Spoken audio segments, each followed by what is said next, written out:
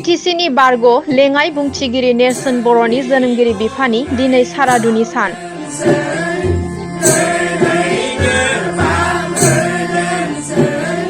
थांनाय 20 नभेम्बर 2024 मायथाइनि हरनि 8 रिंगायाव बे संसारनिफ्राय जोबथा बिदाय लादोंमोन।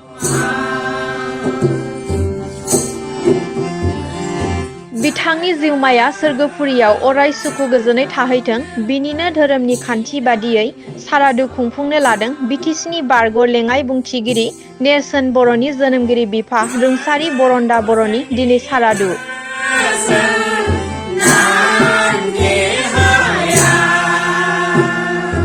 थांनाय 20 नभेम्बर 2024 मायथाइनि 8 रिंगायाव बे बुहुमनिफ्राय जोबथा बिदाय लादोंमोन।